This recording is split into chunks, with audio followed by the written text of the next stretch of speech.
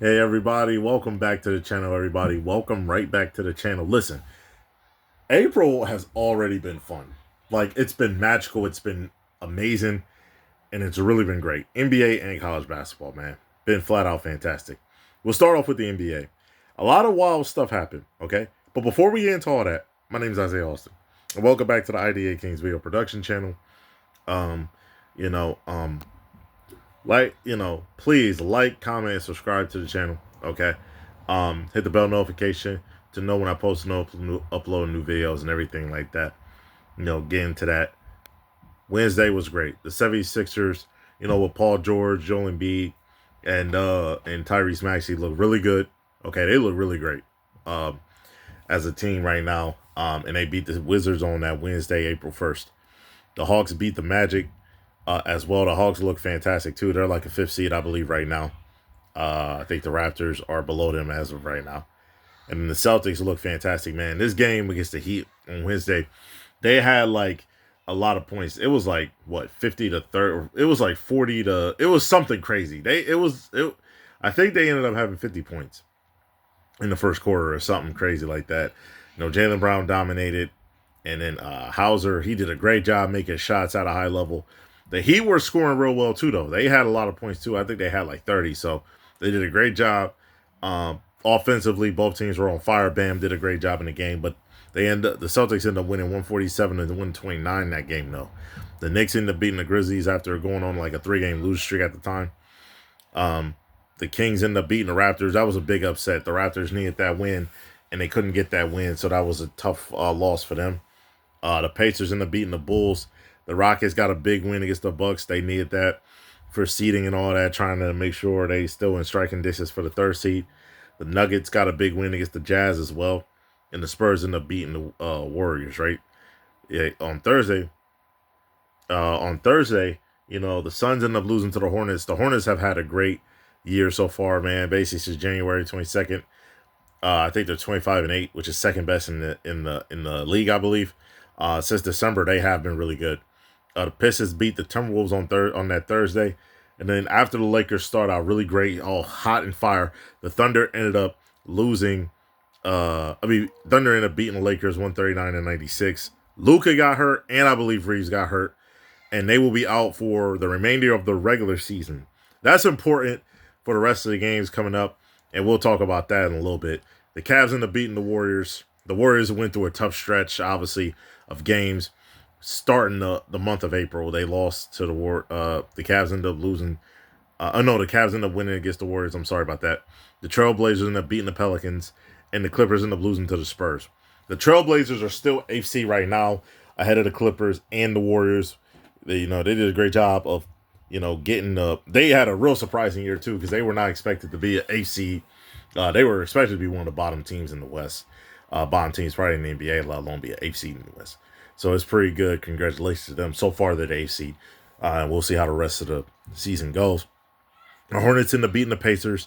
The 76ers ended up beating the Timberwolves 115-103. That was a big win for the 76ers, a big loss for the Timberwolves because they're sliding more down, still getting closer with the Suns for that 7th seed if they keep losing. The Hawks versus the Nets. The Hawks destroyed the Nets, beat them down to the whoop down. And then the Knicks blew out the Bulls 136-96. Beat down. Rockets ended up destroying the Jazz too. And the Raptors ended up beating the Grizzlies. And the Celtics beat the Bucks, right? And the Magic finally got a win. Back on track, beating the Mavericks 138-127. Cooper, I believe Cooper Flag had over 50 points, had 51 points in that game. He was balling. Great job, man. Was balling. Kings and Pelicans. The Kings ended up beating the Pelicans as well. Saturday was really interesting too. The Nuggets had that was a historical matchup. The Nuggets and Spurs. The Heat obviously beat the Wizards, right? 152-136. But the Nuggets versus Spurs was match going OT. Okay, Wemby and Jokic was dominant in that game, both of them. Got to the free throw line, made shots at a high level, and did a great job. And the Nuggets ended up pulling away 136-134. De'Aaron Fox fouled, I believe, on a 3-point attempt. I think had a 4-point play. He made a bad play down the stretch offensively too, but the Spurs overall is a good team. They're the second seed. They're going to be locked in the second seed regardless. Whether they're second or first, they're going to be fine. The Pistons end up beating the 76ers 116-93. That's still without Cade. I mean, the Pistons have been fantastic without Cade, and the Pistons are a really great basketball team. And then Sunday, okay, the Celtics ended up beating the Raptors. The Nets beat the Wizards, okay? And the Suns beat the Bulls. The Suns needed that win. The Bucks beat the Grizzlies. The Cavs beat the Pacers. The Hornets ended up beating the Timberwolves. The Timberwolves had a rough end of the week. Okay, Magic beat the Pelicans. Thunder beat the Jazz. And then the Lakers were in a real tight game with the Mavericks. They ended up losing 134-128. A lot of people did. For both teams, did a good job, though, offensively. The Lakers got off to a rough start off in the first quarter. The Clippers and Kings played. The Clippers ended up winning 138-109, and the Rockets and Warriors went down the wire. It was a great game. Okay, went down the wire and ended up losing. The Warriors ended up losing the 117-116 to the Rockets. Now, before we get into, well, actually, we'll talk about Monday and Tuesday too. On 7 p.m. tonight is Knicks versus Hawks. That's gonna be a fun game, right? And the Magic and Pistons should be a fun game as well. And then the Cavs and Grizzlies, that's going to be coming up. The 76ers and Spurs, that's a big one for the 76ers. The Nuggets and Trailblazers, that's also a big one for both teams. Trailblazers trying to stay 8, while the Nuggets are trying to get to that 3rd seed. They're going to be in Denver. And then Tuesday is important too. It's full of important games. Wizards and Bulls. Timberwolves need a win against the Pacers. They need this win bad. Bucks and Nets play against each other. Heat and Raptors, that's a big game for both teams as well. The Hornets and Celtics, that's a big game as well. That's on NBC. At 8 p.m. The Warriors and Kings. The Warriors need that win. Pelicans and Jazz. And then the Thunder and Lakers. That's a big game for the Lakers to try to maintain the 3rd seed. And the Clippers and Mavs, they play against each other. The Clippers need that win too to stay AFC. So those two days are going to be crazy. Really, really intriguing and stuff like that. The Lakers without Luka and without Reeves, they barely lost the game. Barely lost. Okay, barely lost. But that's going to be important. They're going to have to try to stay afloat. They want to try to win 2 or 3 games. These next 4 games, they're trying to stay within the 4th seed. But if the thing is as long as they are tied with obviously the Timberwolves, which they're not going. I don't think they're going lower 6 at all. I think the lowest they'll be is probably 4th or 5th. If they tie with Nuggets and the Nuggets and the Rockets, they will still have the 3rd seed. The Timberwolves, they own the tiebreaker there with them too. So, I think the Lakers play the Thunder next, obviously, and they got a few more games coming up the schedule. That's not gonna be easy. They're against teams that are trying to move up in the standings and all that type of stuff like that. So, we'll see how that goes overall. We'll definitely see how that goes. But overall, man, the Timberwolves, I think they're still without Anthony Edwards and a few other players there too. There's some injuries that's been going on in the NBA. Obviously Cade is out. Different, teams and stuff like that dealt with some injuries as well. So later on in the year. So we're going to see how it goes. Luka and Reeves could miss. I don't know if they're going to miss the first round game. They might miss. They could miss the whole round, though. We'll see.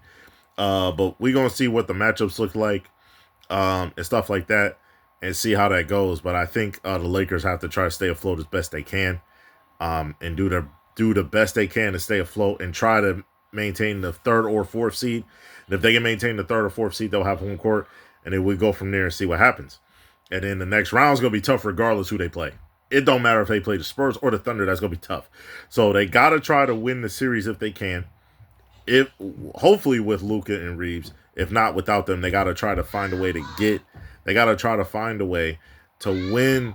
They got to try to find a way to win against. They got to try to find a way to win that first round against maybe the Rockets or the Nuggets could be, or the Timberwolves, whatever the situation is, could find a way. They got to find a way to do that. That's really the goal right there. Really the goal and stuff like that.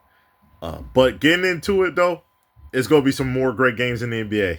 But speaking of the NBA, man, it's going to be fun, man, with college, okay? The NIT was great, okay? Thursday, we talked about the other games, like Wednesday that happened. April 2nd was flat out amazing. Okay, after the first, Tulsa ended up beating New Mexico 74-69. It was a real close game in that semifinal. And Auburn destroyed Illinois State in the semifinal. But this championship game was really fun. It went down to the wire in OT. Tulsa and Auburn went at it, slugfest, magical. And Auburn ended up pulling away 92-86. That was a fun game. Okay, it was a fun game from Auburn. They did a great job. They had a tough schedule in the regular season and in the SEC, and they found a way to go through that tough schedule and win the NIT championship game. Shout out to them, and congratulations. They did a great job after going through what they went through. But here's the thing. The NCAA tournament was even better. I told y'all UConn came back against Duke. Illinois almost did the same thing, came back against UConn, but let me tell you something. UConn shut them down that stretch. 71-62, UConn ended up getting that win against Illinois. Illinois did a great job coming back. Illinois was struggling offensively. They didn't turn the ball over, but they were struggling to get shots, make shots. They were struggling a little bit on that glass. On the offense, trying to get offensive rebounds and stuff. UConn was getting them. Reed was fantastic. And Mullins, who's a freshman player. He's a freshman. He averaging like 12 points and stuff. He's a beast, though. He can shoot with the best of them, lights out all the way through. He's a beast. He can shoot with the best of them. And he did a great job. They did a great job in this whole tournament. And UConn ended up winning 71-62. This one was a little more shocking, okay? Michigan blitzed them. Well, Michigan was up by like one or two. I think they were in that game, but then during a stretch, Michigan just ran through Arizona. Did some shocking things against Arizona. Was inside, outside, making all the type plays. So they did a great job. Did a great job of dominating the game, destroying the game. Arizona tried to sneak up in there, but Michigan kept making shot after shot after shot and did a great job. Just kept doing what they was doing. Okay, now that Final Four was great. This game tonight though at 8:50 p.m. on TBS, True TV, and HBO Max. Oh my goodness, UConn was not. UConn, let me tell you something. UConn lost they lost to St. John's twice. They lost the regular season, the last game of the regular season, to have a chance to share the Big East title. They lost that game. Then they lost in the championship, the Big East championship game, to St. John's. Okay, I want y'all to understand that. Then they go in and win big game after big game. We're close in different games in the tournament. Was competitive. They almost lost to a 12th seed in this tournament. I forgot the 12th seed's name. But they did, that was I forgot that 12th seed's name. I gotta try to remember that one, man. That 12th seed that they played. But they also almost came back and they really. Here's the thing about that. There were games they could have lost. A High Point, I believe it was High Point that they almost lost to. They almost lost no, not High Point. I'm tripping. They almost lost to a team, UConn. They were real close with a team, really close, really competitive with a team down there. You know what I mean? They were really close with a team out there. You know what I mean? They hit, UCLA, they beat bad. There was a stretch down where they were close. They were close and they were competitive. Michigan State was close. I think that's what it was. I think Michigan State.